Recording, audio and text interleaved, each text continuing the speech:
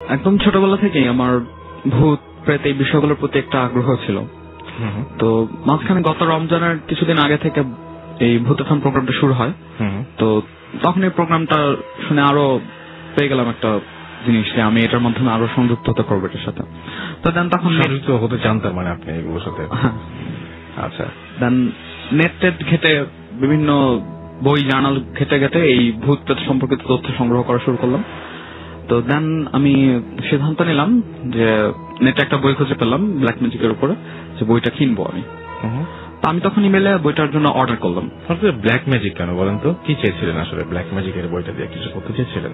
না, আসলে কিছু করতে চাইনি, বাট আসলে ব্যাপারটা কি কিভাবে হয় এগুলো জাস্ট জানার জন্য কিউরিওসিটি। তো ইমেলে অর্ডারটা দিলাম, তারা আমাকে জিনিস দেখেন, আপনি পরে এসেছেন আজকে ব্ল্যাক শার্ট, আপনার ঘড়ির যে বেল সেটা ব্ল্যাক, আপনার হাতে যে মাইক্রোফোন সেই মাইক্রোফোনের যে জ্যাকেটটা পরানো আছে সেটা হচ্ছে ব্ল্যাক, আপনার মাইক্রোফোনের তার ব্ল্যাক, আপনার মাইক্রোফোনটাও ব্ল্যাক, আপনার মাথার চুলও ব্ল্যাক। সেটাই। আর আপনি নিজে একটা ম্যাজিক। আচ্ছা শুনি, আমরা ঘটনা শুনি। আচ্ছা, তো তখন আমি ইমেলে অর্ডার করলাম, আমার বাসায় সেটা পোস্ট করার কথা বইটা। তো তারা পোস্ট করেনি, তারা আমাকে কল করছে যে আপনি বইটা কিনতে চান, তো আপনার বাসা তো এখানেই, বইটা বাসার কাছে এক জায়গায় পাওয়া যাবে, তো আপনি ওখানে আসেন, বইটা নিয়ে যান। বললাম ঠিক আছে, আপনার ঠিকানা দেন, আর আপনি কে বলছেন, আপনি কি লেখক কিনা। আমি জিজ্ঞেস করলাম উনি কে আসো, তখন বললেন না লেখক তো এখানে নেই, উনি এখন কানাডা। আচ্ছা। তো আমি বললাম ঠিক আছে, আমি যত তাড়াতাড়ি পারি এসে বইটা কালেক্ট করবো। ওকে। তো সেটা ছিল রমজান মাস। তো এক শুক্রবারে আমি সিদ্ধান্ত নিলাম কি যে আজকে বিকালে কোনো কাজ নেই, আমি নামাজটা পড়ে এসে খেয়ে তারপর বইটা কিনতে বের হবো। তো আমি এই ডিসিশন নিয়ে মসজিদে জুমার নামাজ পড়ার জন্য যাচ্ছি, বের হবো। তো উজু করে বের হচ্ছে, আমি আমার পাঞ্জাবির হাতাটা গুটাচ্ছি, মানে গোটানো ছিল, আমি সেটা ঠিক করছি। তো আমার বাসা হচ্ছে রামপুরা ডিএটি রোডের মেইনই। তো ডিএটি রোড দিয়ে টিভি রোডে মসজিদে যেতে হয়। তো ডিএটি রোড খুব বিজি একটা রোড, সে রোডটা জেনারেলি বিজি থাকে, বাট আমি ওদিন নোটিস করলাম যে রোডটা একটু ফাঁকা ফাঁকা লাগতেছে, এবং শুক্রবার যেহেতু সবগুলো দোকান বন্ধ। তো আমার মাথায় তখন চিন্তা যে আমি ওই ব্ল্যাক ম্যাজিকের উপরে বইটা কিনবো। তো এই চিন্তা করে আমি হাঁটতেছি, তো হঠাৎ করে দেখলাম অপোজিট সাইড থেকে গেরুয়া রঙের কাপড় পরা, জটাধারী চুল, দাড়ি, গলায় অনেক মালা টালা তাবিজ, একটা ঝোলা কাঁধে নিয়ে সে আমার দিকে আসতেছে। তো আমি তাকে ক্রস করে চলে যাচ্ছিলাম, সে হঠাৎ করে আমাকে দেখে দাঁড়িয়ে গেল এবং আমার বাম হাতের কোণই সে চেপে ধরলো। তো আমি অবাক হয়ে গেলাম যে তার তো এখানে আমার কোণটা ধরার কথা না, এটা ধরলো কেন। আমি হাতটা ঝাড়া দিয়ে ছাড়ানোর চেষ্টা করলাম, বাট সে হাতটা ছাড়লো না, আমার চোখে চোখে তাকিয়ে রইলো। আমার ভয় লেগে গেল হঠাৎ করে যে সে আসলে চায়টা কি, আবার আশেপাশে কোনো মানুষ নাই, সে এখন করবেটা কি। এরকম 30-40 সেকেন্ড সে আমার হাতটা ধরে রেখে তারপর আবার চলে যায়। আমি তখন হতমত দাঁড়িয়ে থাকি যে এটা কি হলো আমার সাথে। তো আমি কেমন লাগতে থাকে, এই জন্য মসজিদে গিয়ে আমি প্রথমে হাতটা ধুয়ে তারপর মসজিদে জেনারেলে নামাজ পড়ি, এবং শেষ রাকাতে গিয়ে আমার মনে হয় যে আমার বাম হাতটা একটু ব্যথা করতেছে, সমস্যা হচ্ছে সিজদা দিতে। তো আমি পাতানি দিয়ে বাসে চলে আসছি। ওকে, চলে এসে আমার আর মনে হলো মাথা ব্যথা করতেছে, ভালো লাগে না, থাক বইটা আজকে কিনতে যাবো না। এটা ভেবে আমি শুয়েছি বিছানায়, শোয়ার পর হঠাৎ করে দেখি আমার বাম হাত আমি পুরোপুরি নাড়াতে পারিনি, বাম হাতটা পুরোপুরি প্যারালাইজ হয়ে গেছে। আমার তখন খুব ভয় লেগে গেল। আমি সাথে সাথে আব্বু আম্মুকে বললাম যে এই হয়েছিল, এখন হাত নাড়াতে পারি না। তো তার ভাবলো ধর কিছু হয় না, ঠিক হয়ে যাবে, তোর এগুলো কি করলিস, এগুলো তো কখনো হওয়ার পসিবল না। তখন এটা আমি মনে করলাম যে হইতেই পারে, বেকায়দা ভাবে হয়তো ধরছে, এই জন্য এটা হতে পারে, পাতা দিলাম না। বাট ইফতারের একটু আগে দেখলাম যে আমার হাতটা সিরিয়াস ভাবেই আমি প্যারালাইজ হয়েছে, এবং একটু জ্বর ভাব আমার মধ্যে, আমি হাত নাড়াতে পারছি না, খারাপ লাগতেছে, মাথা ব্যথা এরকম। ওকে, তো ওই বছর আমি ডিসিশন নিয়েছিলাম যে আমি সবগুলো তারাবির নামাজ, খতমে তারাবি পড়তাম, সবগুলো জামাতের সাথে পড়বো, একটাও মিস দেবো না। তো তখন আমার মনে হলো যে আমার হাত আজকে এই অবস্থা, আমি কিভাবে আজকে নামাজটা পড়বো। তো ইফতারের পরে আমার জ্বরটা এত বাড়ে যে আম্মা পরে এসে আমার মাথা পানি ঢালে, এইরকম হয়। পরে আমি আমার নিষেধ করে যে আজকে তুই এসে নামাজ তারাবির নামাজে যাস না। তো আমি বললাম যে না ঠিক আছে, আমি যাবো, যেমনই হোক আমি নামাজটা গিয়ে পড়বো। তো দেন গেলাম আব্বার সাথে। তো মসজিদে যিনি ইমাম ছিল ওনার সাথে দেখা করলাম প্রথমে গিয়ে। তো উনি বললেন বাবা কি হয়েছে, এই বলো আমাকে, দেখি কি করতে পারি। তো আমি ওনাকে পুরো ঘটনা খুলে বললাম, উনি আমার মাথায় হাতটা দিয়ে তারপর আমাকে এরকম ফুটো দিয়ে বললেন যে হ্যাঁ নামাজটা পড়ো।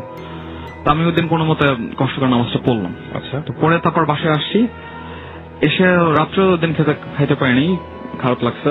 তো আমি ঘুমাই গেছি, হাতে ব্যথা মাথা ব্যথা এর জন্য। তো 2টা-3টার দিকে আমার ঘুম ভেঙে গেছে, ভেঙে গিয়ে দেখি যে আমার মাথায় আবার আব্বা আম্মা পানি ঢালতেছে, আমার জ্বর অত প্রচন্ড বাড়ছে। তো পরের দিন সকালে হাতটা প্যারালাইজ থেকে ভালো হয়ে যায়, আমি হাতটা নাড়াতে পারি, কিন্তু তারপরেও হাতের ব্যথাটা বেশ রয়ে যায় এবং জ্বর আমার 2-3 দিন ছিল তখন। ওকে। তো আমি পরবর্তীতে ইমাম সাহেবকে জিজ্ঞেস করেছিলাম যে আমি এই যে এই লোকটার খবর বললাম, এটা কি হুজুর, এটার কেন আমার এটা হলো? তখন উনি বললেন যে তোমার এখন তো কোনো সমস্যা নেই, থাক, এটা জানা দরকার নেই। হুজুর এই কথা বলেছেন, তারপর থেকে আপনার কোনো সমস্যা হয়েছে? না। কিন্তু আপনার কি মনে হয়, মানে আমার যেটা মনে হয় যে আপনি যেহেতু মানে রিলিজিয়নটা খুব বিশ্বাস করেন এবং আপনি রিলিজিয়াস, এবং সেইখানে আমার প্রথমে আশ্চর্য লেগেছে যে আপনার মতো একজন রিলিজিয়াস মানুষ কেন ব্ল্যাক ম্যাজিকের প্রতি আগ্রহী হবেন, এবং সেটা হয়তো কেউ চায়নি যে আপনি এরকম আগ্রহী হন বা এগুলো নিয়ে প্র্যাকটিস করেন, কারণ এইগুলো খুব যে ভালো সুফল বয়ে নিয়ে আসে এরকম আমার কাছে মনে হয় না।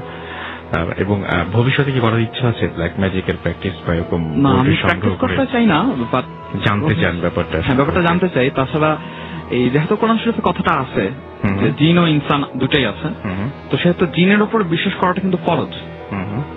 তো সেটাকে একটু বেশি বিশ্বাস করতে গিয়ে ঝামেলাটা যে সমস্ত জিনিসের ঝামেলা আছে সেই সমস্ত জিনিসের না যাওয়া সবচেয়ে বুদ্ধিমানদের কাজ।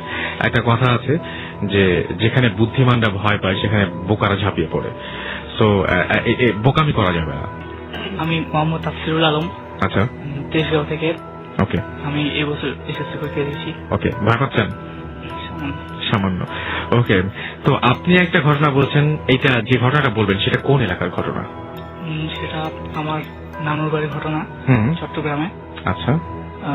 এটা আমার এক বন্ধুর মুখে শোনা। ওর নাম টিপু। ঘটনাটা হচ্ছে একটা পুকুরকে নিয়ে। অনেক আগের ঘটনা।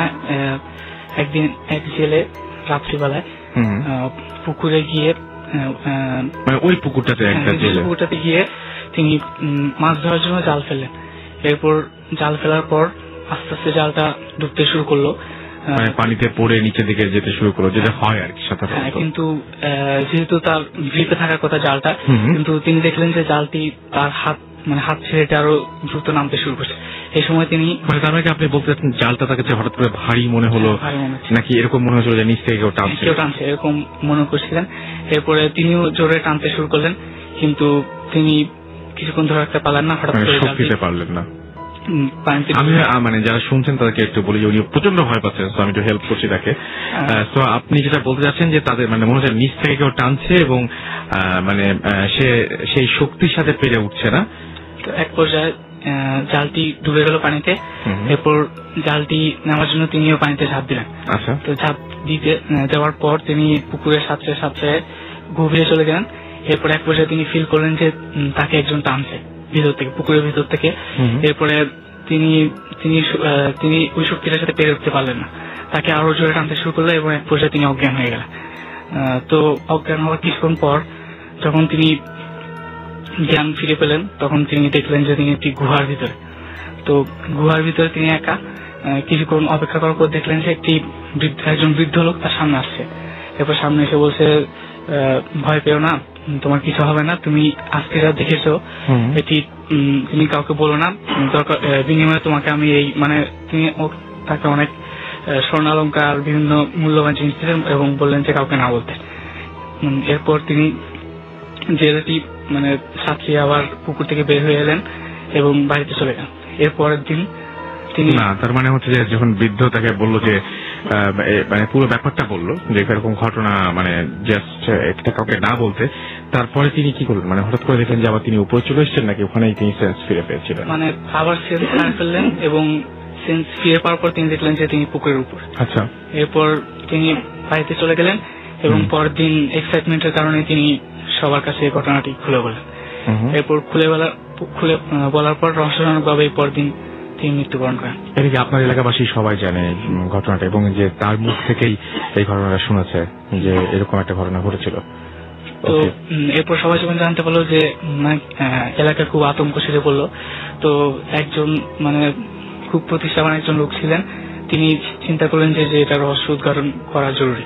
এরপর তিনি কি করলেন, একটি পাম্প নিলেন, পাম্প কিনলেন। এরপরে পুকুর থেকে তিনি চিন্তা করলেন যে পানি বের করে ফেলবেন পাম্পের মাধ্যমে। এরপর পাম্পটি লাগিয়ে তিনি ধীরে ধীরে পুকুর থেকে পানি বের করা শুরু করলেন।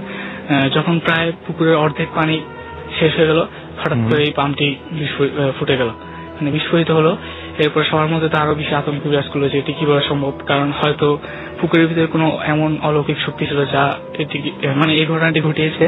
তো এরপরে তিনি আবার এই কাজটি করতে চেয়েছিলেন, কিন্তু এলাকাবাসী প্রচন্ড আতঙ্কিত ছিল। ফলে তারা বললেন যে এরকম কিছু ঘটালে যদি ভিতরে যে শক্তিটা আছে। আচ্ছা, একটা কথা বলি, সেটা হচ্ছে যে উনি যে আপনি যে বললেন যে পানি পুকুরটা শেষ পর্যন্ত তিনি পানিটা বের করতে পারেননি, তো ব্যাপারটা হচ্ছে ওনার কোনো ক্ষতি হয়নি? না, ওনার কোনো ক্ষতি হয়নি। ওনার কোনো ক্ষতি হয়নি এবং উনি পরবর্তীতে আর এটা করেননি। এলাকাবাসীরা বলছিল যে আবার করলে হয়তো এলাকার প্রতি কোনো কুপ্রভাব পড়তে পারে। কিন্তু আচ্ছা, আপনি যে বলছেন যে প্রথম যে লোকটির কথা বললেন, যে লোকটির সাথে যে লোকটি পুকুরের নিচে গিয়েছিল এবং একটা বৃদ্ধর সাথে দেখা হয়েছিল, সেই বৃদ্ধ কাছ থেকে তিনি আসলে সত্যি কিছু পেয়েছিলেন? সেরকম কোনো কিছু দিয়ে তিনি যেগুলো নিয়ে আসছেন পুকুরের নিচ থেকে, সেগুলো কি গ্রামবাসীকে দেখেছেন? না, শুধু রাত্রে সবাইকে দেখায় না, কারণ হয়তো অনেকেই নিয়ে নেওয়ার চেষ্টা করবে। তো জাস্ট বাসায় গিয়ে খালি হয়তো আত্মীয়দেরকে দেখিয়েছিলেন, এছাড়া কাউকে দেখেন না। পরবর্তীতে হয়তো তারা তারা সপরিবারে ওই গ্রাম ছেড়ে চলে যায়, কারণ হয়তো সিলেটে আসলে চাকরি করা যে কত কষ্টের। টি গার্ডেনে আমরা যারা চাকরি করেছি আসলে এই ভৌতিক জিনিস দেখে আমাদেরকে এক পর্যায়ে আমি কাঁদতে কাঁদতে সিলেট থেকে চলে আসি। একদিন রাতের ঘটনা বলি। আমি রাত্র প্রায় 2টা পর্যন্ত আমাদের ছিল, পরের দিন আমাদের বাইরে একটা চালান যাবে, তো রাত্র 2টা পর্যন্ত আমি ফ্যাক্টরিতে ছিলাম। তো আমি ডিউটি শেষ করে ফ্যাক্টরি থেকে হাঁটতে হাঁটতে আসতেছি। তো পথের মধ্যে আমার ফ্যাক্টরি থেকে আমার বাসার দূরত্ব প্রায় ছিল 2 মাইলের মতো। আচ্ছা, আমি হুন্ডাও নিইনি, আর আমাদের অ্যাসিস্ট্যান্ট ম্যানেজার যে নিয়ম ছিল যে হেঁটে আসতে হইতো, ডিউটি শেষ করে হেঁটে আসতে হইতো। তো আমি হেঁটে হেঁটে আসতেছি। তো কিছু দূর আসার পরে আমি শুনলাম যে আমার পিছনে কেউ একজন আসতেছে। আমি চিন্তা করলাম যে কোন চৌকিদার মনে আসতেছে ফ্যাক্টরি থেকে আমার হেল্প করার জন্য। তা আমি তাকালাম, দেখলাম কিছু নাই। আবার আমি হাঁটা শুরু করলাম। কতক্ষণ পরে দেখলাম যে লাঠির যে একটা থপ থপ আওয়াজ, ওইটা পাচ্ছি। তা আমি চিন্তা করলাম যে কি হইতে পারে। তা আমি পিছন দিকে তাকানোর পরে আমি যা দেখলাম, আমি বলতে পারবো না, যে একটা বিশাল একটা কি বলবো, যে হাতির থেকে উঁচু যে কিছু একটা আমার পিছনে পুরো ছায়াটা আমি দেখতে পাচ্ছি। জিনিসটা আমি দেখতে পাচ্ছি না, জাস্ট ওটা ছায়াটা দেখতে পাচ্ছি, ছায়াটা পড়ে আছে। আমি জাস্ট দ্রুত হাঁটা শুরু করলাম ওই জায়গায়। আমার কাছে মনে হলো যে সেটা দৌড়াচ্ছে। আমি আর কিছু বলতে পারিনি। এরপরে দিন ভোরবেলা আমার খোঁজ পরে সবাই, যে ম্যানেজার আসে নাই কেন, খোঁজ পরে আমাকে নাকি পাওয়া গেছে অনেক দূরে একটা পাশে, নালার পাশে। এবং আমার হাতে নাকি পুরাটা ছিঁড়া ছিল, এবং আমার বুকে একটা দাগ আছে এখনো। ওই দাগটা এখন আমি ফিল করি যে একটা কাটা দাগ। আমার ফ্রেন্ড সার্কেলে সবাইকে আমি ঘটনাটা বলছি যে কাটা দাগটা ওই পর থেকে আমার বুকে এখনো সেই কাটা দাগটা আছে। তো এরকম ঘটনা অহরহই আমি শুনছি যে এরকম চা বাগানে ঘটে, এবং চা বাগানে অনেক ভয়ঙ্কর ভয়ঙ্কর এক্সপেরিয়েন্সের সম্মুখীন হয়। তো এমনিতে আপনি কোনোদিন জিজ্ঞেস করেননি নিজের আগ্রহ থেকে, যারা ওখানে পাহাড়ায় থাকেন তারা কিছু দেখেছে কিনা কখনো? আমি ওই ছোটবেলা থেকে এগুলা বিশ্বাস করতাম না। আমার কাছে মনে হতো যে যা ভূত, কি ভূত বলে কিছু নাই। তো যখন আমি চিন্তা করলাম যে সত্যিকারের কিছু একটা আছে, আমার পাশে কি একজন থাকে, এগুলা যখন টি গার্ডেনে যাওয়ার পরে দেখলাম, আমার কাছে মনে হচ্ছিল যে আমার এগুলা মিথ্যা। যে আর টি গার্ডেনে যারা আছে তাদেরকে আমি জিজ্ঞাসা করতাম যে কি এগুলা, তো বাবু এগুলা জানেন না। এবং আমি যতটুকু শুনেছি এগুলো নিয়ে যারা টি গার্ডেনে যান তারা কিন্তু প্রচন্ড ভাবে ক্রেজি হন, এবং ওই জায়গায় কেউ থাকতে পারেন না, হয় মারা যান নয় ফিরে চলে আসেন। এরকম তার ভিতরে একটা ফিলিং হয়ে যায় যে আমি এখানে থাকতে পারবো না। আমারও তাই হয়েছে। আমি কিন্তু চিন্তা করতাম যে কেন হচ্ছে। আচ্ছা, তারপরে আরো একটা ঘটনা হচ্ছে যে একদিন রাত্রেবেলা প্রায় 3:30টার দিকে আমাকে ফ্যাক্টরি থেকে কল করে আমি আমার বাংলো থেকে বেরা ফ্যাক্টরির দিকে দৌড়ে যাচ্ছি। দৌড়ে যেতে যেতে যেতে আমি সামনে দেখলাম যে কেউ কেউ বললো তারা। আচ্ছা, আমি কোনো মানুষ দেখলাম না, কিন্তু আপনি শব্দ আমি শুনলাম যে দাঁড়ান। আমি চিন্তা করলাম যে আমার কে দাঁড়াইতে বলবে, কে? আমি ধরে চিৎকার হলো, কে? বলছে তোরা দাঁড়াইতে বলছি, তুই দাঁড়া। আচ্ছা, তা আমি চুপচাপ দাঁড়ায় রইলাম। তখন আমার কাছে মনে হলো আমার সামনে কেউ একজন দাঁড়ানো। আমি কিন্তু কিচ্ছু দেখতে পাচ্ছি না, সামনে পুরো গুড়গুড়া অন্ধকার। ওকে, পুরা সেদিন মনে হয় অমাবস্যা ছিল। আমি শুনলাম যে দাঁড়া। আমি বললাম যে আমি দাঁড়াইছি, আপনি বলেন। আমি বললাম যে আপনি বলেন। তুই আমার ফ্যাক্টরি যাবি না। আমি শুধু ফ্যাক্টরিতে একটা ঘটনা ঘটছে, যেই ঘটনাই ঘটছে তুই যাবি না। আমি গেলে তোর বিপদ হবে, তুই ব্যথা পাবি। আমি খুব বললাম যে আমার যাইতেই হবে, আপনি যেই হন, আমার খুব বিপদ, আমার ফ্যাক্টরিতে এখন যাইতেই হবে, ফ্যাক্টরিতে না গেলে সমস্যা হবে। ওকে যা তুই। এবং আমি গেলাম, যাওয়ার পরে আমি দেখলাম যে আমার পায়ে রক্ত পড়তেছে, আমার হাত দিয়ে রক্ত পড়তেছে। আমি জানি না কিভাবে ছিলছে। ইভেন এই ঘটনাটা আমার এখনো হয় যে আমি জানি না, ইভেন গত পরশুদিন আমি জানি না আমার হাত কিভাবে কেটে গেছে। ওকে, আপনার এমনিতে আমি যেটা বললাম যে টেস্টে যে সমস্ত ঘটনাগুলো ঘটে, যে আপনি বলেন যে জুজুর ঘটনা শোনার পরে আপনার খুব অদ্ভুত লেগেছিল, তো তারপরে ওইখানকার মানুষজন অনেক এরকম ধরনের ঘটনা জানে, যে সমস্ত ঘটনা সেটা ওরা অহরহই পরিচিত এবং ফেস করতে হয়। তো সেরকম কোন ভয়ঙ্কর ঘটনা যেটা চালু আছে ওখানে, এরকম কোন ঘটনা আপনার জানা আছে বা শুনেছেন? আমি জুজুর কাহিনীটাই বলি। আমার এক কলিগ রিসেন্ট উনি মারা যায়। তো ওনার কাছ থেকে আমি শুনি, উনি টি গার্ডেনে নিয়ম হচ্ছে যে একজন অ্যাসিস্ট্যান্ট ম্যানেজার অ্যাটলিস্ট 5 বছর পরে হলে ওইখানে বিয়ে করতে পারে কিংবা ওয়াইফ নিতে পারে। তো উনি প্রথম দিকে বিয়ে করছে, গোপন রাখছে, তো কাউকে বলেনি। তো একদিন ভাবিকে নিল, সবাইকে সারপ্রাইজে ভাবিকে নিল। তো ভাবি আবার ব্ল্যাক ম্যাজিক প্র্যাকটিস করতো। আমাদের সবাই কি বলতো যে তোমার ভাবি এই জানে, তোমার ভাবি এই জানে।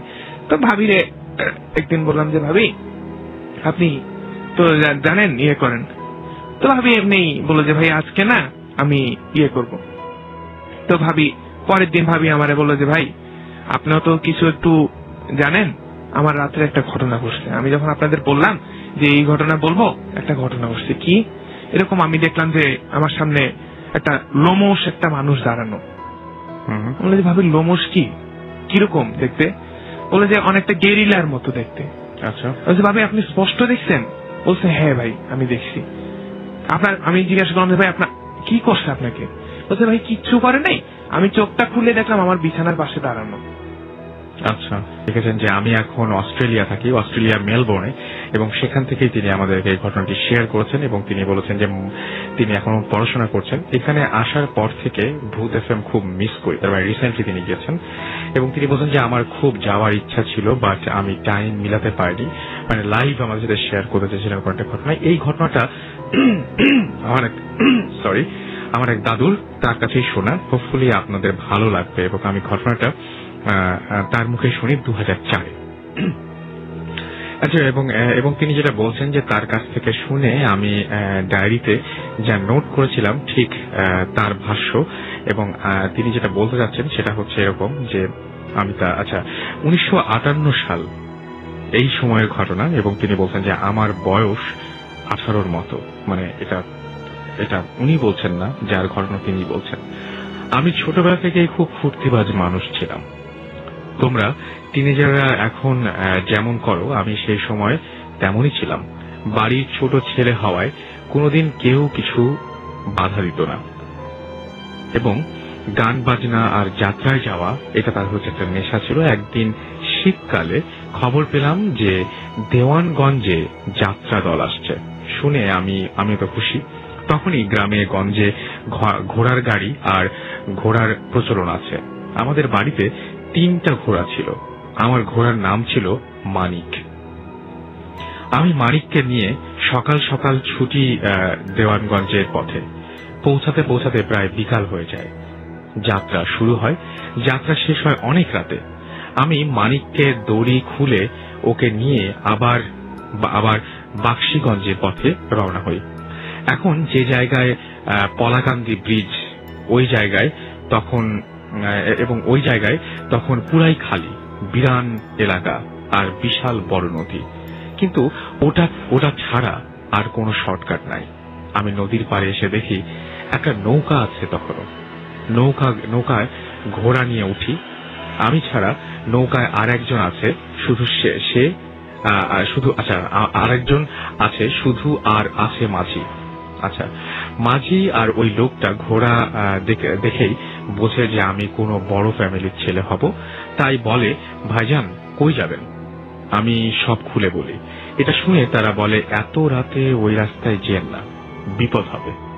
আমি বলি, কোনো বিপদ হবে আমি বলি, কোনো ডাকাতের সাধ্য নাই আমার নাম শোনার পর আমাকে ঠেকায়।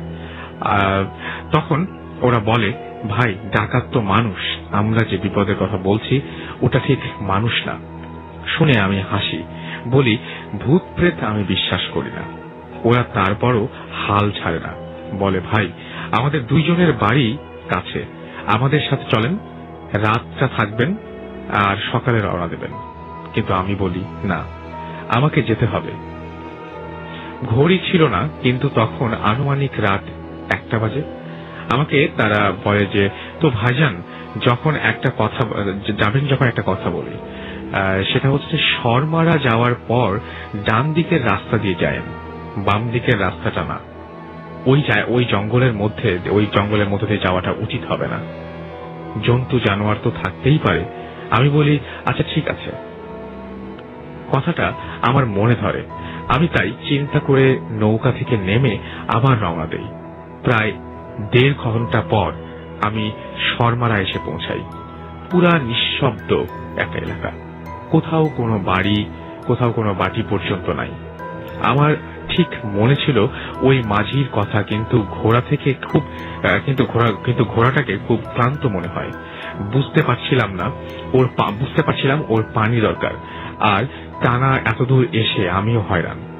আমি সামনে দেখি ওই বাম দিকের রাস্তায় বেশ কিছু দূরে একটা বাড়ি দেখা যাচ্ছে। ওই বাড়ির সামনে আগুন জ্বলছে। আমি ভাবি যে রাতে আগুন তাপাচ্ছে। আমি ওই দিকে ঘোড়া ছুটাই। বাড়ির সামনে এসে দাঁড়িয়েছি। ঘোড়া আর নড়ে না, সামনেও যায় না, পেছনেও না। আমি ভাবলাম মহা মুশকিল, এখন কি করি? তখন দেখলাম এক নীল শাড়ি পরে ঘোমটা দেয়া মহিলা আঙিনাতে রান্না করছে। তার কাছে আগুনও জ্বলছে খড়কুটোয়, বেশ বড় সড়ো আগুন। আমি ঘোড়া থেকে নেমে তার কাছে যাই। পিছন থেকেই বলি, খালাগো আমাকে একটু পানি দিতে পারেন আমার ঘোড়ার জন্য। আমি পিছনে ফিরে দেখি মানিক রাস্তার মধ্যে আবার দাঁড়িয়ে আছে। আমি আবার ওই মহিলার দিকে তাকাই, বলি, কি গো খালা, কিছু কর না কেন? ওখান থেকে সে আমার দিকে ফিরে তাকায়, আর আমি দেখি তার মুখের জায়গাটায় কিছু নাই, পুরা অন্ধকার।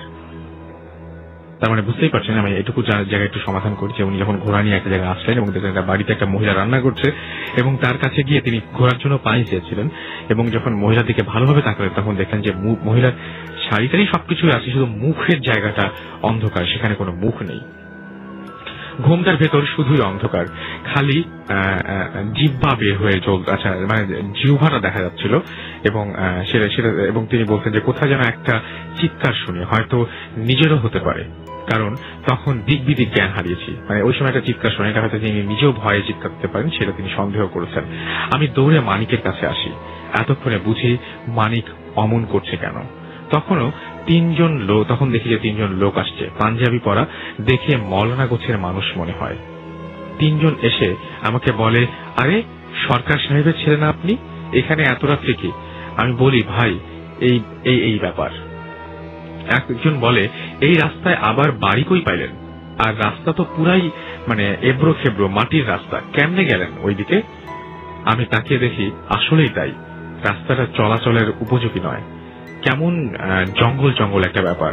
কিন্তু আমার মনে আছে আমি ভালোই রাস্তায় দেখেছি। এরপর আমাকে তারা বলে যে সামনে আমাদের বাড়ি আছে, কিন্তু আমাদের বাড়িতে তো থাকতে পারবেন না, অনেক বড় ফ্যামিলি, আমাদের নিজেদেরই ঠিক মতন জায়গা হয় না, কিন্তু আমরা আপনাকে নিরাপদ একটা জায়গায় রাখবো, ভুলেও সেখান থেকে বের হবেন না, আমরা সব বুঝে শুনে আবার আপনাকে নিয়ে যাব। এটা বলে তারা কিছু দূর হেঁটে চলে আমাকে নিয়ে। মানিকও দেখি পুরাই শান্ত, কিছু করছে না। তখনই সামনে দেখি ঘাটের ভেতর কিছু, আসলে ব্যাপারটা হচ্ছে, আমি একটু সরি বলি যে আমার SMS মানে মেলগুলো পড়তে সমস্যা হয়, যে সাধারণত বাংলাটা ইংরেজি লেটারে লেখা হয় এবং মানে কিছু কিছু শব্দের মানে বানান বা স্পেলিং এমন ভাবে লেখা হয় যে বুঝতে একটু সমস্যা হয়ে যায়। যাই হোক, আমি রিয়েলি সরি ফর দ্যাট। ঘাটের ভেতরে যাই হোক তিনি ঘাট দেখতে পান এবং ঘাটের ভেতরে কিছু গাছপালা, কিন্তু ঠিক বুঝতে পারি না। আমি ভাবছি বাগান হবে। আমাকে আর মানিককে নিয়ে ওরা ওই ঘাট দিয়ে ঢুকিয়ে গাছের নিচে বসতে বলে। আমি গাছের নিচে বসি আর মানিক পাশেই দাঁড়ানো। ওরা বলে আমরা কিছুক্ষণ পরেই আসছি, কোথাও যাবেন না, এটা বলে চলে যায়। আমি গাছে হেলান দিয়ে থাকতে থাকতে আরামে ঘুম চলে আসে। ফজরের আজানে আমার ঘুম ভাঙে। আমি উঠে দেখি আকাশ ফর্সা হয়ে গেছে, মানিকও আছে। তখনও গাছের নিচে বসা আমি গত রাতের ঘটনা চিন্তা করছি। এমন সময় দেখি একজন মওলানা গোছের মানুষ আমাকে দেখে ঘাট দিয়ে ভেতরে ঢুকে এসে বসে। সে আমাকে জিজ্ঞেস করে, আপনি এখানে কি করেন? আমি তাকে সব খুলে বলি। সে তখন বলে যে ওই জঙ্গলটা খারাপ, ওইখানে আর কিছুক্ষণ হলেই আপনাকে মেরে ফেলতো। ওইখানে অনেক খারাপ খারাপ জিনিস আছে। আপনার ভাগ্য ভালো যে যারা আপনাকে পরে পাইছে তারাও মানুষ না, তারা হলো জিন, কিন্তু ভালো জিন, তাই আপনার তাকে নিরাপদ স্থানে রেখে গেছে। উঠে একবার চারপাশে তাকিয়ে দেখেন। আমি দেখি যে তিনি বলেন যে আর তারা আপনাকে কোথায় রেখে গেছে জানেন? এটা কোনো বাগান না। উঠে একবার চারপাশে তাকিয়ে দেখি। আমি দেখি এক মাজার সাইজের গোরস্থানের ভেতরে আমি আছি। দেখে আরো ভয় লাগে, কিন্তু ওই হুজুর আমাকে বলেন যে আমি এলাকার মসজিদের মুয়াজ্জিন। আজান দিতে যেই ছাদে উঠছি তখন আপনার ওপর নজর পড়ে। আজান দিয়ে নামাজ শেষ করে তাড়াতাড়ি চলে আসছি। ভয় পাবেন না, তারা আপনাকে গোরস্থানে রেখে গেছেন, কারণ তিনি বলছেন যে গোরস্থান অনেক নিরাপদ স্থান এবং সেই রাতে সেই গোরস্থানে আশ্রয় নেওয়ার কারণেই উনি বেঁচে গিয়েছিলেন। এই ঘটনাটা আমার কাছে বেশ ভয়ঙ্কর লেগেছে, যদিও মানে পড়তে একটু সমস্যা হলো, বাট ঘটনাটা খুবই খুবই খুবই খুবই অদ্ভুত টাইপের একটা ঘটনা। এবং আমি রাফি। তো এই ঘটনাটা আমার এক কাজিনের মুখে শোনা। ওকে। আমি এই গত শীতের আগের শীতে আমার গ্রামের বাড়িতে বেড়াতে যাই। তো আমাদের বাড়িতে মোট ঘর 9টা। তো 8টা ঘর মূল আর একটা ঘর এক্সট্রা, ওটাকে বাংলা ঘর বলা হয়। তো সেই ঘরে ওই রাতে আমি আর আমার ওই কাজিন শুই এবং তখন কাজিন আমার বলে যে এই ঘরে একটা ঘটনা আছে, তো শুনবে কিনা? আমি বললাম হ্যাঁ বলো, শুনি। তো তখন তিনি ঘটনাটা বললেন যে ঘটনাটা 96-এর। ওকে। তো তখন আমার দাদার মৃত্যুবার্ষিকী, দাদার 40 উপলক্ষে বাড়িতে চাচা চাচি কাজিনরা সবাই একত্র হয়েছিলেন।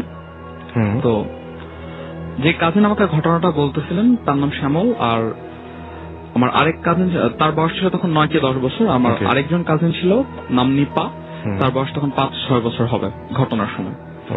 তো ওই 40 উপলক্ষে বাড়িতে একত্রিত হয়ে তারা দুইজন, শ্যামল আর নিপা, একদিন খেলা করতেছে বাড়ির পাশেই। আচ্ছা। তেমন সময় আমার আরেক আত্মীয় এসে শ্যামল ভাইকে ডেকে নিয়ে যায় যে আয় তোর সাথে একটু কাজ আছে। তো ডেকে নিয়ে যাওয়ার পরে নিপাকে ওই লাস্ট শ্যামলই তখন দেখে এবং তারপর সন্ধ্যার দিকে যখন চাচা এসে সবার কাছে একত্র হয় যখন সবাই, তখন নিপার একটা খোঁজ পড়ে যে নিপা কই, নিপাকে দেখা যাচ্ছে না। তো সবাই দেখে যে নিপা নাই বাড়িতে। তখন টর্চ হারিকেন নিয়ে তাকে খুঁজতে বের হয় এবং বের হওয়ার পরে তারা যখন খুঁজতেছে তখন আমার দাদি এক সময় বাড়ির পাশে টয়লেটটাতে যান। তো টয়লেটটা পুরোটা টিন দিয়ে ঘেরা এবং মাটি থেকে একটু উঁচু এবং নিচ দিয়ে পুকুরটা একটু চোখে পড়ে টয়লেট থেকে। তো আর পুকুরের উপরে 4-5টা গাছ ঝুঁকে আছে। তো উনি হঠাৎ করে দেখতে পান আমার ওই কাজিনের ওন্নাটা একটা অংশ দেখতে পান। দেখতে পেয়ে উনি দৌড়িয়ে টয়লেট থেকে বের হচ্ছে, চিৎকার করতে থাকেন এবং পুকুরের পাড়ে যান।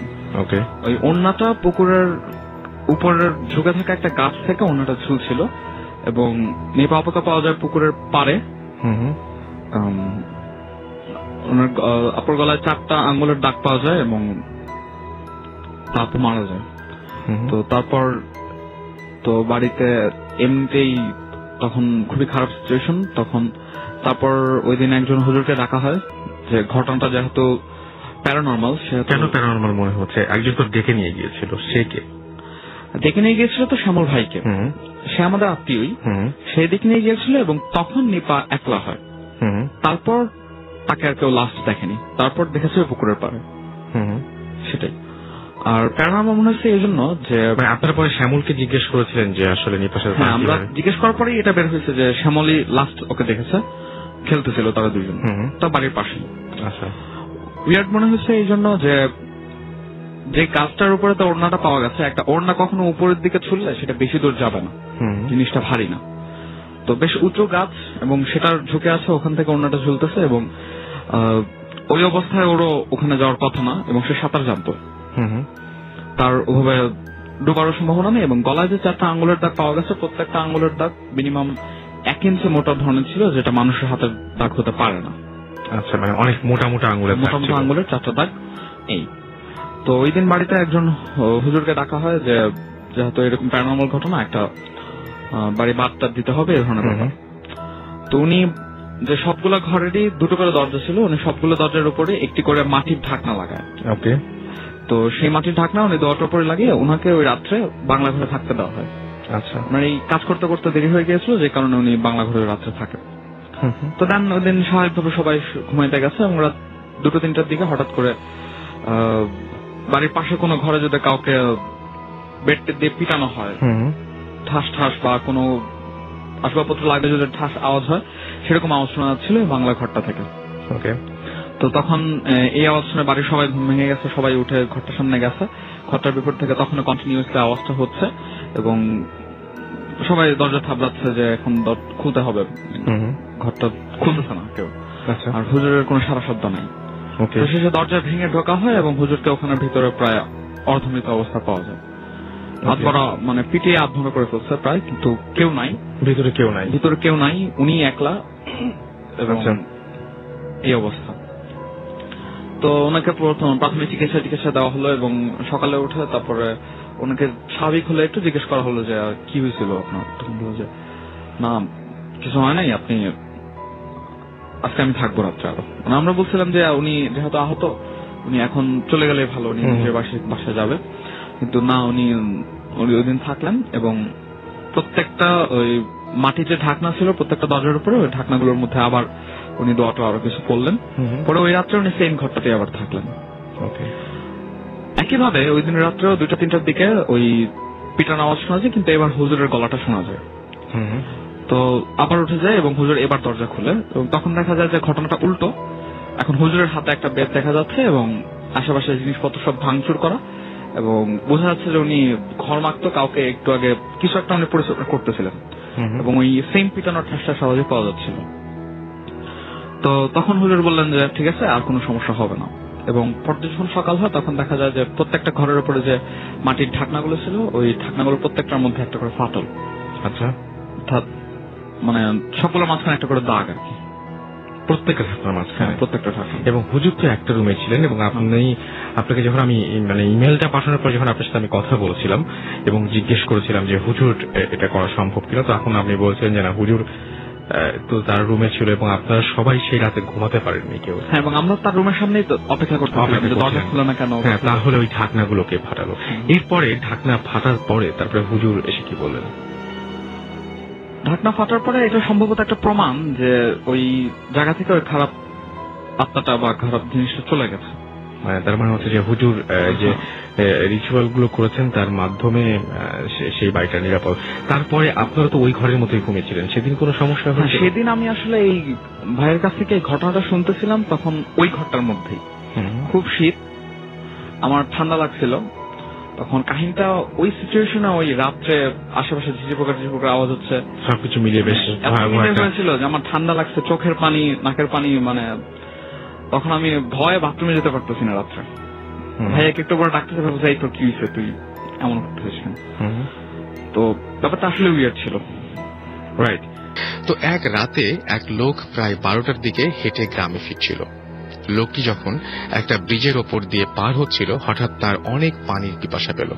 তাই ব্রিজটা পার হয়ে সেই নদীতে নামে পানি খাওয়ার জন্য।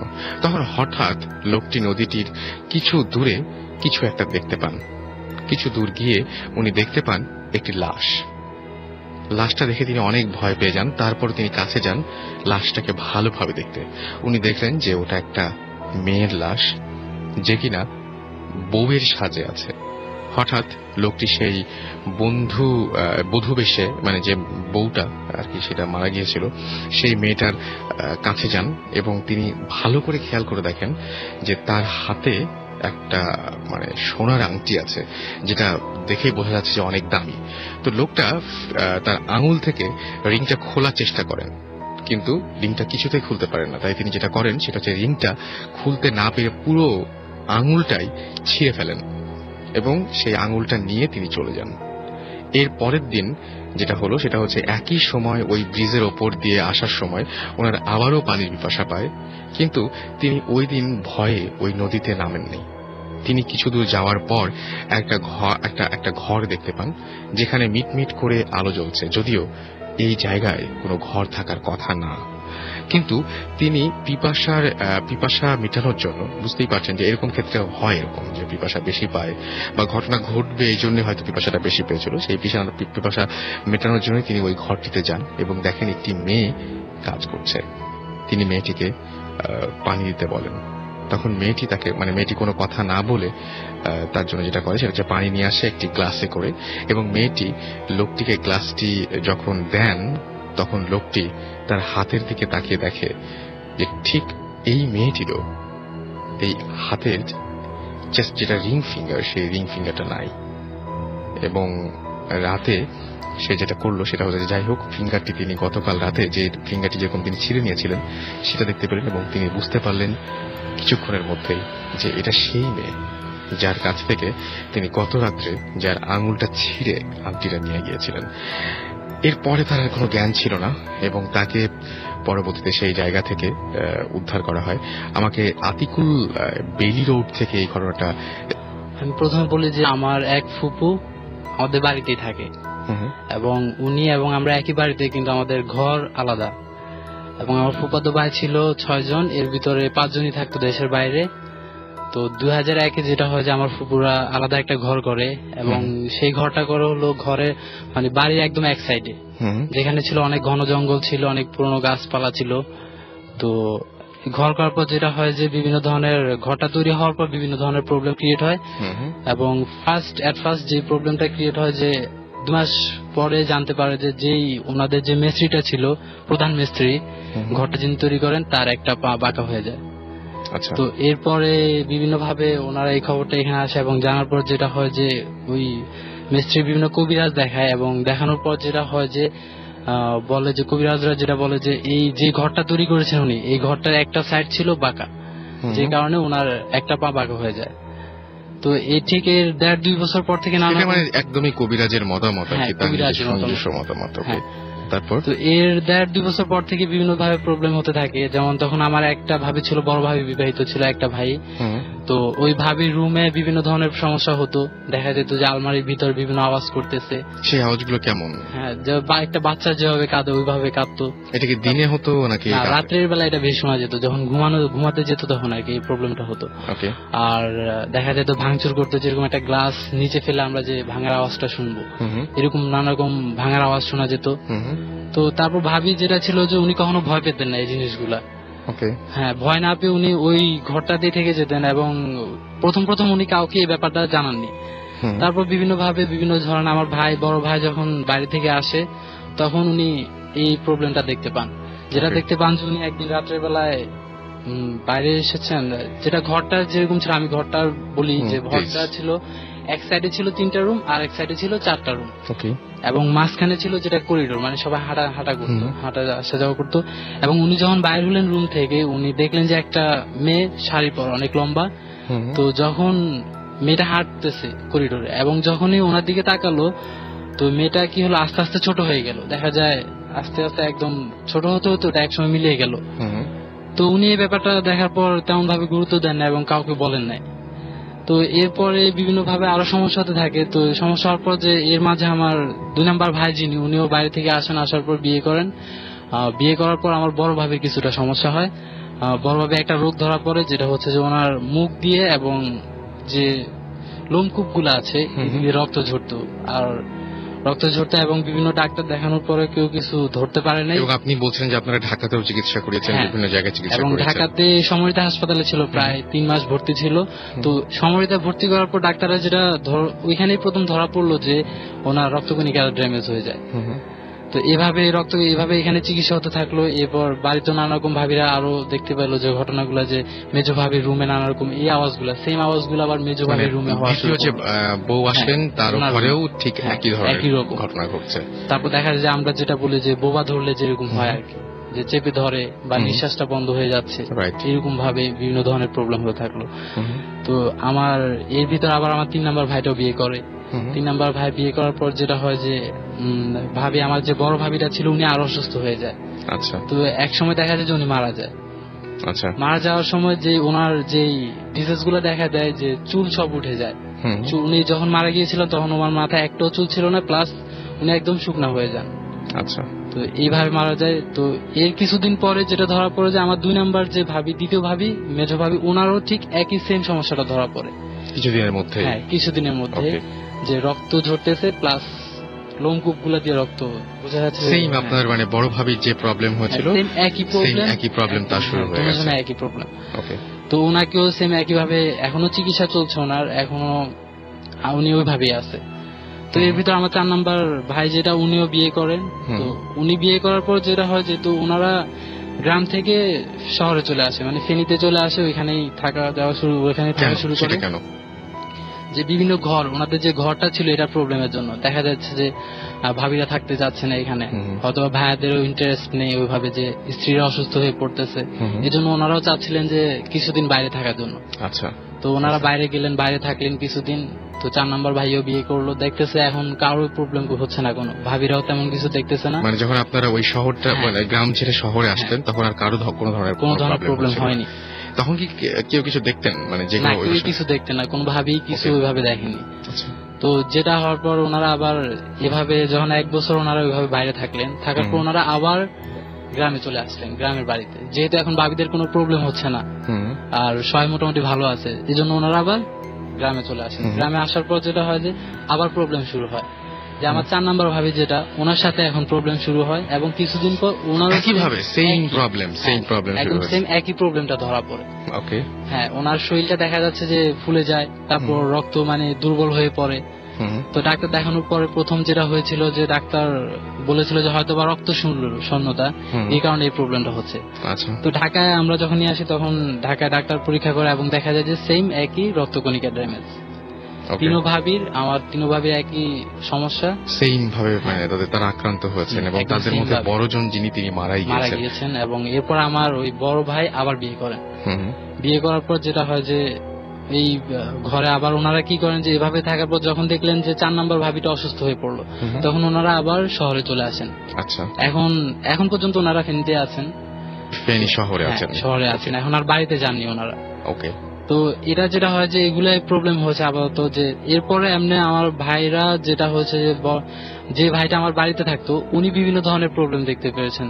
যেমন উনি ফেনীতে থাকতেন, তবে উনি কি করতেন যে প্রতি বৃহস্পতিবার রাত্রে গিয়ে থাকতেন।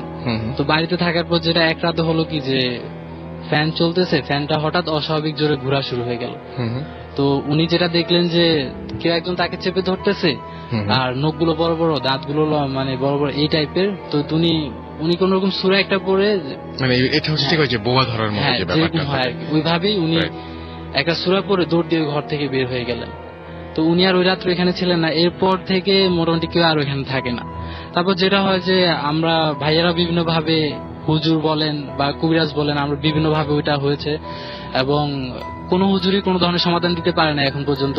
কিন্তু সবার কথায় যেটা মিল ছিল, মানে ম্যাক্সিমাম হুজুর যেটাই বলেছেন যে যেহেতু জায়গাটা পুরনো এবং জায়গাটার গাছগুলো যেহেতু অনেক আগে লাগানো, অনেক পুরাতন গাছ ছিল, এবং আমরা যেটা জানি যে গ্রামে বা শহরে যেখানে হুজুররা কি করে যে যদি কোনো জিন খারাপ থাকে তাহলে তাকে বোতলে আটকে রাখে। আমি এইখানে একটা কথা বলবো যে বোতলের ব্যাপারটা যেটা বললেন, আমি নাম বলতে পারছি না একদমই, কিন্তু আমাদেরই খুবই মানে আমাদের সাথে রেগুলার আছেন এরকম মানুষের কাছ থেকে, বা আমরা শুনেছি যে হ্যাঁ অনেকেই বলেছেন এই ব্যাপারটা যে হ্যাঁ যে বোতলে ভরে ফেলা যে ব্যাপারটা, এটা ঠিক আমি নিজে কোনোদিন দেখি নাই, কিন্তু আমি শুনেছি যে এরকম ধরনের ঘটনা ঘটে, অনেকের কাছে আমি জিনিসটা শুনেছি। আমি যেটা দেখেছি যে আমাদের এলাকায় যে হুজুর আছে ওনার রুমে আমি এই জিনিসটা দেখেছি, যে চারপাশে বোতল লাগানো। মানে পরে আমি আমার আব্বুকে জিজ্ঞেস করলাম একদিন বাসায় যে এটা কেন, পরে বললো যে এখানে জিনদের আটকানো, যারা খারাপ থাকে ওদেরকে এখানে মানে ধরে আটকায় রাখা হয় আর কি, শাস্তি স্বরূপ এটা। তো যেটা হয় যে ওনাদের গাছগুলো কাটা, যখন বিল্ডিংটা তৈরি করা হয় তখন গাছগুলো কাটা হয়, এবং গাছগুলো যখন কাটা হয় তখন ওইখানে যে আমরা যেটা বলছি যে বোতলে ভরে যে জিনদেরকে রাখা হয়, খারাপ জিনদেরকে। তো স্বাভাবিক যে একটা যখন ঘর করার জন্য যখন পিলারটা তৈরি করা হয় তখন গর্ত করতে হয়, এবং এখানে যে বোতলটা ছিল সেটা ভেঙে যায়, যার কারণে কি হয় যে ওইখানে যে জিনগুলো ছিল ওরা বেরিয়ে আসে। বেরিয়ে আসার পর যে ঘরের পাশেই বড় একটা আম গাছ, অনেক পুরাতন একটা আম গাছ আছে, ওরা এখন হুজুরা যেটা বলছে আর কি, ওরা ওইখানেই থাকতেছে বর্তমানে। এবং ওই জিনগুলা যেটা বলছে যে ওরা এই ঘরে কাউকে থাকতে দিবে না, প্লাস ওরা 7 জন মহিলাকে খাবে, মানে ইফেক্ট করবে ওরা, মানে তারা 7 জন মহিলার ক্ষতি করবে আর কি।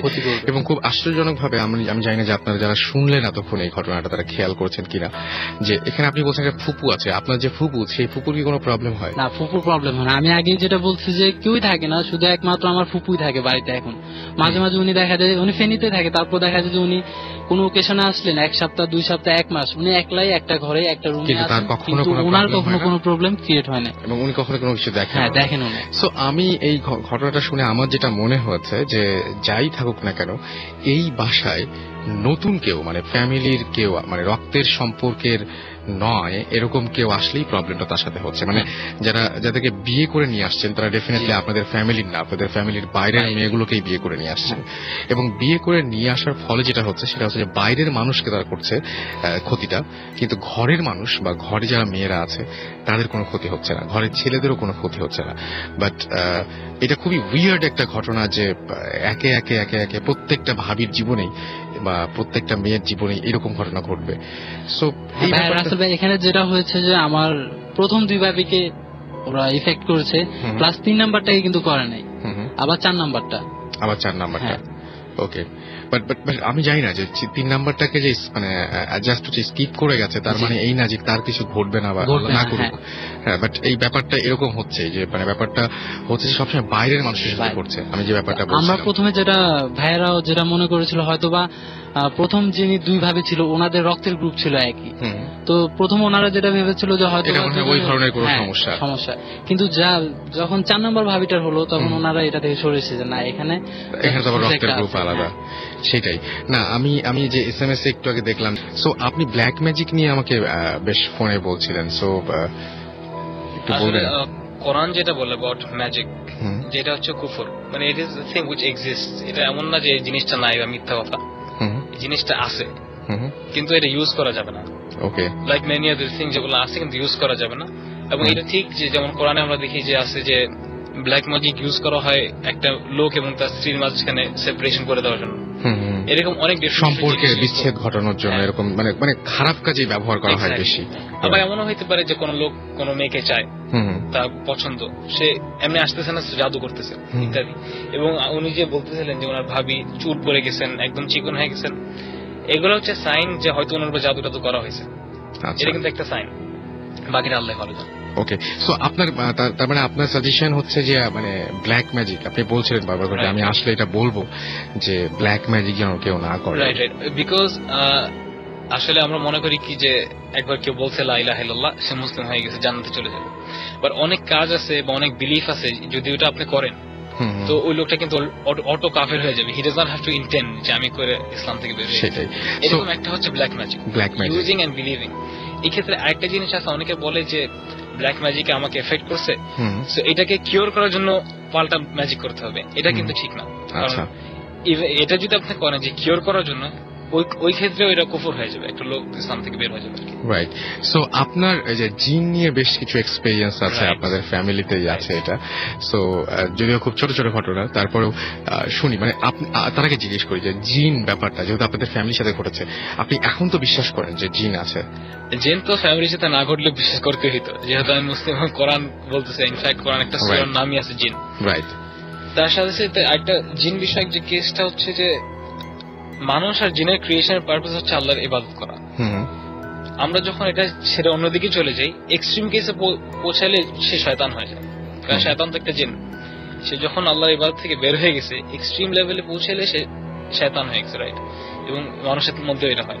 তো আপনি কোনোদিন দেখেছেন এরকম পজেসড কাউকে বা এরকম পজেসড কাউকে? আমি নিজে মনে হয় না দেখছি, আই ডোন্ট থিংক আমি দেখছি, কিন্তু আপনাদের ফ্যামিলিতে অনেকেই দেখছি। আমি শুনি তাহলে যে কি হয়েছিল এরকম।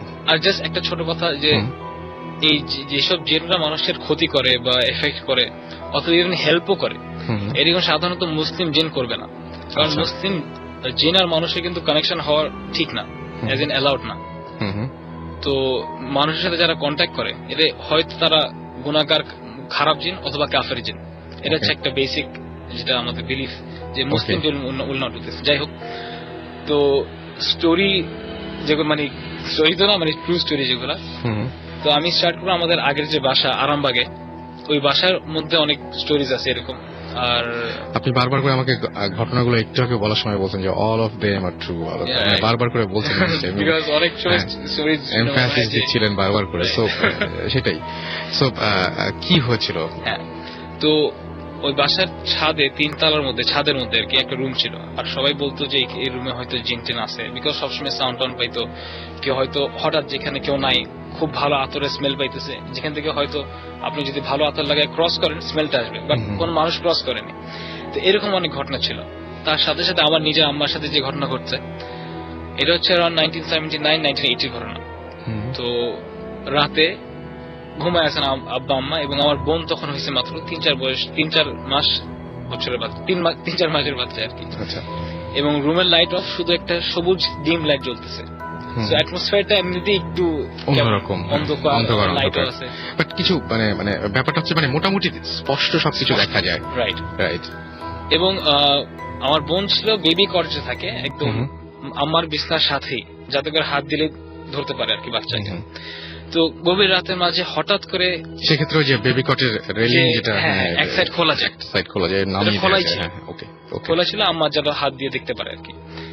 তো রাতে হঠাৎ অ্যাবনর্মালি, সাধারণত এরকম বাচ্চা চিল্লাইতো না, তো হঠাৎ অনেক জোরে চিল্লায় উঠছে, আর ছোট বাচ্চা 3-4 মাসের। আমার মা এটা শুনে উঠে গেছে, ওইটা বসে গেছে। বসেই দেখে যে খাটের অন্য সাইডে একটা হয়তো 4-5 বছরের ছোট মেয়ে, ফ্রক পরা, এবং চাইনিজদের যেমন চুল থাকে সামনে কপাল ঢাকা, এরকম চুল, রাউন্ড ফেস, শ্যামলা মতো, স্পষ্ট ফেস ছিল, স্পষ্ট ফেস, রাউন্ড শ্যামলা মতো, বড় বড় চোখ করে আমার মায়ের দিকে তাকায় আছে।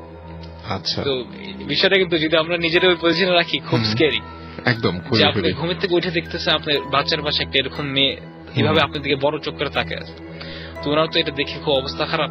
আব্বাকে যখন ডাকলেন যে দেখো বাচ্চার পাশে কে, এইটা, যখন আব্বা উঠলেন দেখেন যে আসলে কিছুই নেই। ওকে, তো এটা আপনার মাই দেখতে পেয়েছিলেন? আম্মা নিজে দেখতে, কিন্তু আব্বা যখন উঠছে উনি দেখেন নাই। আচ্ছা, আপনার আরেকটা ছোট বাচ্চা এরকম ঘটনা আছে আপনাদের ফ্যামিলিতে, একটু বলবেন? এটা হচ্ছে আমার ফুফাতো বোন, কাজিন, তাদের বাসা হচ্ছে ওয়ারিতে, এবং ওই বাসার এই স্টোরিগুলা। তো উনি বলতেছিলেন আমাকে যে যখন বাচ্চা হয়েছে তারা ফিল করতে ছোটকাল থেকে, যখন মানে একদম বাচ্চা একদম ছোট, কয়েক মাস, তখন জিন গুলা অনেক বাচ্চাকে কষ্ট দিচ্ছে, ইন দ্য সেন্স যে হয়তো বাচ্চাকে কেউ চিমটি মারতেছে বা গোতা মারতেছে, বাচ্চাকে কান কেঁদে উঠতেছে, মানে নর্মালি না। তো দে কুড ফিল যে হয়তো কিছু আছে। একবার এরকম বাচ্চাকে কোলে নিয়ে বা বাচ্চার টেক কেয়ার করতেছে, তো আমার কাজিন শি ফেল্ট যে তার ডান দিকে যে জানলাটা আছে, এই জানলাতে তার মনে হয়েছে কেউ দাঁড়ায় আছে। উনি যখন তাকাইছেন এখানে, তাকে দেখে আসলে কেউই নাই। ঠিক আছে, উনি এটা পাত্তা দিলেন না। কিছুক্ষণ পরে দেখেন যে বাচ্চাটা ঠিক ওই জানলার দিকে একদম গভীর ভাবে তাকে হাসতেছে বা কিছু একটা করতেছে। তার মানে বাচ্চাটা কিছু একটা ফিল করছে। এক্স্যাক্টলি। তো জিন তার নিজেকে এক্সপোজ করতেছিল বাচ্চাটার কাছে। সিমিলারলি বাচ্চার আরেকটা স্টোরি আছে, ওই সেম বাসার নিচ তলায় বাচ্চাটা যখন আরেকটু বড় হয়েছে, হাঁটতে পারে, হয়তো স্পষ্ট কথা বলতে পারে না, তখন মনে করেন ফর এক্সাম্পল ড্রয়িং রুমে সবাই বসা অবস্থায় হঠাৎ দেখতে পারতেন যে হঠাৎ বলতে বাচ্চাটা লাঠি নিয়ে সামনে ব্ল্যাঙ্ক জায়গায় মারতেছে ওকে, সো অ্যাজ ইফ সে কাউকে মারতে চাইছে, কাউকে পিটাইতেছে, মারতে চাইতেছে, আর অন্য কেউ দেখতেছে না এটা। আচ্ছা, তো ওর বোন তার বাচ্চাকে জিজ্ঞেস করতো যে কেউ ওখানে কেউ আছে, ও ইশারা করে বলতে হ্যাঁ আছে, বলতে কি বলে, ইশারা করে সে দেখাচ্ছে যে আমাকে ডাকতেছে। সো এটা ছিল বাচ্চার স্টোরি, মানে যে সে জিনটা এজ এফ বাচ্চার কাছে নিজেকে এক্সপোজ করছে, বাট অন্য কেউ আর দেখতে পারতেছে না এটা। অলরাইট, শেয়ার করছি আমাদের মূল বাড়ি সুনামগঞ্জ সদরে, আর আমি তখন সুনামগঞ্জেই থাকতাম।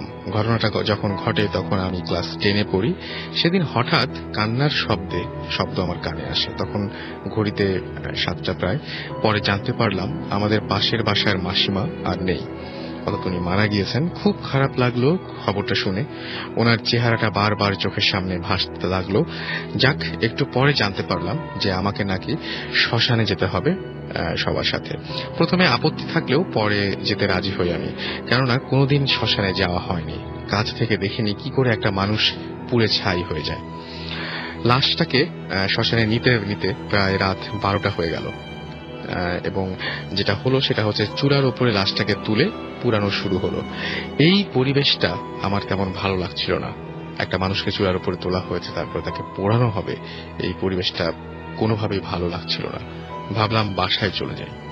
কেউ এত তাড়াতাড়ি বাসায়ও যাবে না, লাশটা পুড়ে শেষ হতে ভোর হয়ে যেতে পারে। জানলাম একজনের কাছ থেকে। এতক্ষণ থাকার আমার পক্ষে ইম্পসিবল। আমি সাহস করে একাই চলে যাব কিনা ভাবছি। অবশেষে বাসার দিকে পা বাড়ালাম। শ্মশান থেকে আমাদের বাসা প্রায় 3 কিলোমিটার। লম্বা লম্বা পা ফেলে ফেলে খুব দ্রুত হাঁটছিলাম আমি। ঘড়িতে তখন রাত 2টা হয়ে গেছে। রাস্তা একদম ফাঁকা, সবগুলো ল্যাম্প পোস্টে বাতি ছিল না, তাই কিছু কিছু জায়গায় অন্ধকারও ছিল। হঠাৎ আমার কানে কিসের একটা শব্দ এলো। দেখলাম আমার পাশ দিয়ে এতই জোরে 3টি কুকুর চলে গেল যে নিমিষে যেন হাওয়া হয়ে গেল এরকম মনে হলো। এবং কুকুরগুলো দেখে কুচকুচে কালো দেখতে, আর অনেক লম্বা ছিল তারা, সাধারণ কুকুরের মতো না। আমার পা যেন সামনের দিকে আর চলছে না। তখন ভাবতেই পারিনি একটু পরে আরো ভয়ঙ্কর কিছু আমার জন্য ওয়েট করছে। আমি দৌড়ের মতো হাঁটছি সামনের দিকে। হঠাৎ কি যেন আমাকে বলছে, শ্মশান থেকে আসছো? তারপর আমি যা দেখলাম, যাকে একটু আগে শ্মশানে পুরাতে রেখে এসেছি, সেই মাসিমা ধবধবে সাদা কাপড় পরে আমার পাশে দাঁড়িয়ে আছে। আমি আর কিছু বলতে পারি না। যখন সকাল হলো আমি আমার রুমের বিছানায় শুয়ে আছি। পরে জানতে পারলাম সবাই যখন শ্মশান থেকে ফিরে আসছিল, আমি বাসার কাছেই রাস্তায় শোয়া অবস্থায় আমাকে তারা দেখতে পায়, এবং পরে তারাই আমাকে বাসায় পৌঁছে দেয়। হয়তো হতে পারে এরকম যে পরিবেশটা তার ভালো লাগেনি, এবং শ্মশানের পরিবেশ ভালো না লাগার কারণে ফেরার সময় সে হ্যালুসিনেট করেছে পুরো ব্যাপারটা। কিন্তু ভয়টা যে সে পেয়েছে এ বিষয়ে কোনো সন্দেহ নেই। আসলে আমার যে এক্সপিরিয়েন্সটা, এটা আসলে 1 বছর ব্যাপী ঘটনাটা ঘটে, এবং এটার 2টা পার্ট আছে। মানে একটা পার্ট এবং অপর পার্টটার সাথে একদম লিঙ্ক। আসলে যে ফার্স্ট ব্যাপারটা যখন আমি এক্সপিরিয়েন্স করি, তখন যদি এরপর যদি আমি সেকেন্ড পার্টটা না হতো, তাহলে ব্যাপারটা একদম ঘোলাটে থেকে যেত, ব্যাপারটা অসম্পূর্ণ থেকে যেত। যাই হোক, আমি ফার্স্ট পার্টটা শুরু করছি। ঘটনাটা ঘটে 2007। তখন আমি ক্লাস 8-এ পড়ি। তো ক্লাস 8-এ জুনিয়র স্কলারশিপের জন্য তো আমার বাসা থেকে আমাদের যে কোচিং ছিল, কোচিং এর হোস্টেলে আমাকে শিফট করা হয়। ওকে, তো আমি কোচিং এর হোস্টেলে থাকতাম। যেদিন ঘটনাটা ঘটে সেই ডেটটা হচ্ছে 15 জুন। আমি লিসনারকে অনুরোধ করবো যে আপনারা ডেটটা একটু প্লিজ মনে রাখবেন, দ্যাট ইজ 15 জুন। কারণ আমার যে ঘটনাটা, যে 2টা পার্ট যে ঘটে, তো এই ডেটটার মাঝখানেই কিন্তু এই ঘটনার 2টা লিঙ্ক হয়। ওকে, তো যাই হোক, 15 জুন ওই দিন বিকেলবেলা আমাদের কোচিং এর ছুটি দিয়ে দেয় বিকেলবেলা। পরের দিন সম্ভবত একটা হলিডে ছিল। ওকে, তো বিকেলবেলা আমি বাসায় চলে আসছি। তো আবার পরের দিন, দ্যাট ইজ 16 জুন, আমার খুব ক্লোজ ফ্রেন্ড মাসুদ, ওর জন্মদিন। তো ও এরকম একটা প্ল্যান করছে যে ওর বাসায় রাত 12:01 পার্টি হবে, ওর বার্থডে পার্টি। তো আমরা সব ফ্রেন্ডরা মিলে সেখানে সেলিব্রেট করবো রাত 12:01। তো সারা রাত আড্ডা দিব, গল্প করবো, মজা করবো, এরকম একটা মানে পরিকল্পনা করছি আমরা। তো যখন আমি বাসায় আসলাম, বাসায় আসার পর আমার আব্বা আম্মা বলতেছে যে আমাদের গ্রামের বাড়িতে যাবে। ওকে। তো যেহেতু পরের দিন হলিডে, আর অনেকদিন যাবত গ্রামের বাড়িতে যাওয়া হয় না, তো আমার আব্বু আমার ডিসিশন নিয়েছে, সো আমরা বাড়িতে যাব। তো যেহেতু আমার 16 জুন 12টা 1 মিনিটে আমার প্রোগ্রাম আমার ফ্রেন্ডের বাসায়, তো যদি আমি বাড়িতে চলে যাই তাহলে আমি সেই প্রোগ্রামটা মিস করবো। ওকে। সো আমি চিন্তা করলাম যে আমি থেকে যাব, আমার আব্বা আমা যেতে যাচ্ছে, যাক সমস্যা নেই। তো আমি আম্মাকে যা বললাম যে আম্মা আমি বাসায় থেকে যাই আমার ফ্রেন্ডের বাচ্চে, তো আমি যদি না থাকি তাহলে কেমন হয়। তো আম্মা বলতেছে তুমি একা কিভাবে থাকবা বাসায়, তো একা থাকলে কিভাবে থাকবা।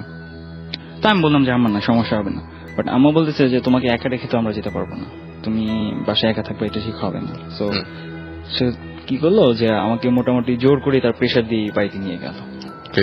তো ব্যাপারটা আমার কাছে খুবই রাগ লাগলো, যে আমার সবচেয়ে বেশি দুঃখ লাগছিল আমার ফ্রেন্ডের জন্য, কারণ ও এত একটা মানে কথাও দিয়ে ফেলেছিল। যাই হোক, তো মোটামুটি আমাকে জোর করে বাড়িতে নিয়ে আসা হয়েছে। আমার বেশ রাগ লাগছে, আমার মনে মাঝে বেশ জেদ চেপে গেছে। তো বাড়িতে আসছি, বাড়িতে আসার পর সবাই গল্প গুজব করছে, দেখা হচ্ছে। তো রাত 8টার মতো বাজে। এক সময় আমি ডিসাইড করলাম যে আমি বাড়ি থেকে চলে আসবো, একদম মুক্তাগাছা শহরে চলে আসবো আমার ফ্রেন্ডের পার্টিতে জয়েন করবো। এটা কি একদম অসহ্য লাগছিল জায়গাটা? একদম অসহ্য লাগছিল, কারণ মানে ঘটনাটা হচ্ছে আমার গ্রামের বাড়িতে তেমন কোনো লোকজন নেই, আমার দাদা দাদি থাকেন এবং আমার চাচা একজন শুধু থাকেন, আর বাড়িতে তেমন কোনো আমার আলাদা একটা বাড়ি, তো তেমন কোনো মানুষজন নাই। সো আমার সমবয়সী কেউ নাই, সো আমার একদম ভালো লাগে না বাড়িতে, সত্যি কথা যেটা। তারপরেও যেতে হয় মাঝে মাঝেই। তো আমি ভাবলাম যে চলে আসবো। তো যখন আমি চিন্তা করলাম যে চলে আসবো, সো আমি সাথে সাথে ঘর থেকে একা একা চুপি চুপি বের হয়ে পড়ছি। বের হওয়ার পর আমাদের বাড়ির লোকেশনটা হচ্ছে এরকম, গ্রামের বাড়ি। তো গ্রামের বাড়ি আমাদের ঘর থেকে বের হলেই জাস্ট রাস্তাটা পড়ে, কাঁচা রাস্তা থেকে 1/2 কিলোমিটার মতো হাঁটলে পাকা রাস্তাটা পাওয়া যায়, একদম আমাদের মুক্তাগাছা শহর পর্যন্ত যে রাস্তাটা, পাকা রাস্তা। তো আমি চিন্তা করছি যে কাঁচা রাস্তাটুকু আমি হেঁটে হেঁটে যাবো, তো তারপর যে এখানে পাকা রাস্তা আছে ওখানে হবে, সবসময় ভ্যান বা রিক্সা জাতীয় কিছু পাওয়া যাবে, তো ওইখান থেকে আমি চলে আসতে পারবো, সমস্যা হবে না। তো আমি বাড়ি থেকে বের হয়ে হাঁটা ধরছি। অনেক মোটামুটি গ্রামের 8টা রাত, তো মানে নতুন করে কিছু বলার নেই, অনেকেই জানে রাতে ঘটনাটা কি হয় গ্রামে, একদম নিঃশব্দ। তো আমি বের হয়েছি, প্রচন্ড অন্ধকার, সম্ভবত সেদিন অমাবস্যা ছিল। আমি বের হয়ে হাঁটার পর আমাদের যে রাস্তাটা আছে যে শহরে যাওয়ার, মানে পাকা রাস্তাটার সাথে যেখানে জয়েন হয়েছে, তো ওই রাস্তা থেকে কিছুক্ষণ হাঁটলে বিশাল বড় একটা বট গাছ পড়ে। তো এই পডকাস্ট নিয়ে অনেকেই অনেক রকম সময় কাহিনী শোনা যায়, বাট আমি তো গ্রামে থাকি না, বা গ্রামে একটা বেশি একটা যাওয়া হয় না, তো ওই ব্যাপারগুলো আমি জানি না। তো যেগুলো আমি পরে শুনছি হয়তো বা মানুষ একজনের কাছ থেকে বিভিন্ন ধরনের কথা প্রচলিত আছে ওই গাছটা নিয়ে। তো আমি হাঁটতেছি গাছটার মোটামুটি বেশ কাছে চলে আসছি। তো হঠাৎ করে আমি একটু খেয়াল করলাম যে গাছটার নিচে কিছু একটা দেখা যাচ্ছে, সাদা টাইপের একটা বস্তু। তো আমার তো তখন মনে একটাই চিন্তা যে আমি কিভাবে শহরে আসবো, তো ওই ব্যাপারগুলো এত খেয়াল করছি না, আমি একদম হেরে যাচ্ছি। আমার মনে এখানে একটা টেনশন যে কখন আমি মুক্তাগাছা বসবো। তো যাই হোক, আমি হাঁটছি, একদম মোটামুটি গাছের কাছাকাছি চলে আসছি। তো হঠাৎ করে আমি খেয়াল করলাম যে গাছের নিচে সাদা একটা কিছু একটা শুয়ে আছে, এরকম একটা মনে হচ্ছে, একটা মানে মানুষের আকৃতির টাইপের। আচ্ছা। তো আমি একদম স্টপ হয়ে গেলাম যে এটা আমি কি দেখছি, আমার নিজেকে বোঝাচ্ছি যে আমি এটা কি দেখছি। তো আমার তখনও বিশ্বাস হচ্ছে না যে আমি এটা আসলে দেখছি কিনা। তো আমি একদম দাঁড়ায় আছি। তো এরকম মানে এরকম জিনিসগুলো ফেস করলে যেরকম হয়, একদম আমি চেষ্টা করতেছি যে আমি এখান থেকে সরে যাবো, বাট আমি একদম পারতেছি না। আমি এক পা সামনেও যেতে পারতেছি না, এক পা পিছনে আসতে পারতেছি না, একদম স্টিল হয়ে গেছে। তো আর আমি মুখ দিয়ে শব্দ করতে যাচ্ছি বা চিৎকার করতে যাচ্ছি, বাট কোনো আওয়াজ বেরোচ্ছে না। আসলে এরকম এক্সপিরিয়েন্স করতে যেরকম হয় আর কি, আসলে আপনি জানেন যে ঘটনাগুলো কি হয়। তো আমি কি করলাম, তো এখানে দাঁড়িয়ে আছি, তো একদম লাস্টের দিকে তাকায় আছি। তো আমি আস্তে আস্তে যেটা খেয়াল করলাম যে ওই লাশের মানে সাদা কাপড় দিয়ে তো ঢাকা, একদম মুখটা খোলা। তো মুখটা খোলা, ওদিকে তাকায় আছি, যেহেতু অন্ধকার তো কিছু দেখা যাচ্ছে না, জাস্ট বোঝা যাচ্ছে যে ওই জায়গাটা খালি। হঠাৎ করে একটা আলো সৃষ্টি হলো, একদম মানে লাস্টার ফেসের উপর একটা অলৌকিক ভাবে একটা আলো সৃষ্টি হলো। তো আমরা নর্মালি যে মঞ্চ নাটকে যেটা দেখি যে এরকম কোন আর্টিস্টের উপর যে একদম যে ফ্ল্যাশ লাইটটা ফেলা তাকে যে ফলো করে আর কি, এরকম টাইপের একটা লাইট তার মুখের উপর পড়ছে, এবং আমি স্পষ্ট একটা বৃদ্ধ লোকের ফেস দেখলাম। একদম স্পষ্ট একটা বৃদ্ধ লোকের ফেস। আমি জানি না এটা কতক্ষণ দেখছি, আমার মনে হচ্ছে অনেকক্ষণ সময় ধরে আমি সেটা দেখছি, বাট আমি দাঁড়ায় আছি, তো জানি না কি হইলো তারপরে। আসলে আমার মনে হয় তারপর আমি সেন্সলেস হয়ে গেছিলাম, আর কতক্ষণ দেখছি আমার ঠিক মনে ছিল না।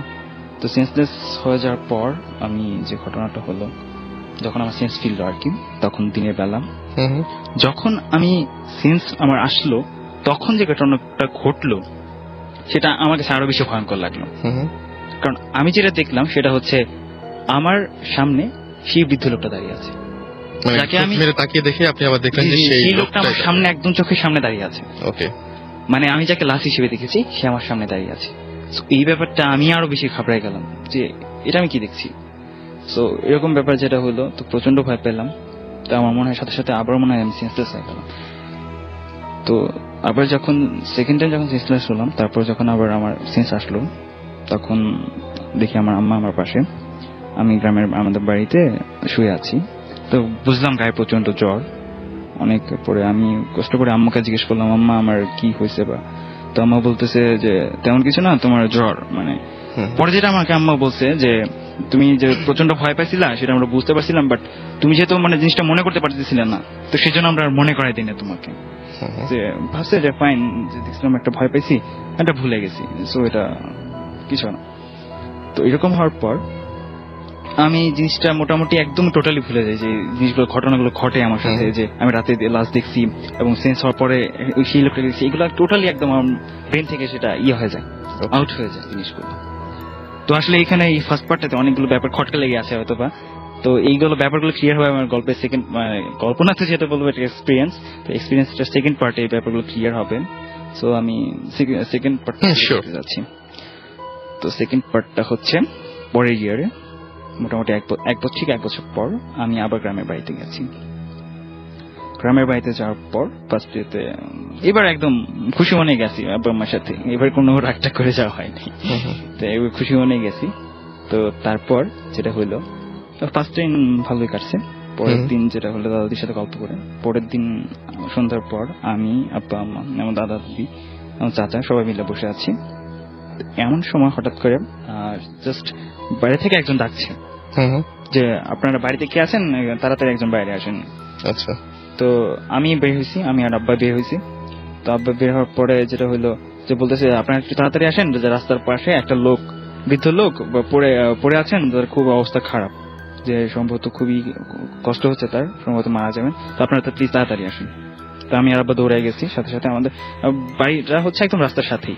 তো রাস্তা থেকে যেটা দেখলাম যে একটা বৃদ্ধ লোক রাস্তার পাশে পড়ে আছেন, খুব মানে কষ্ট হচ্ছে তার শ্বাস নিতে, এরকম অবস্থা, খুব মুখ দিয়ে গড়গড় শব্দ বের হচ্ছে।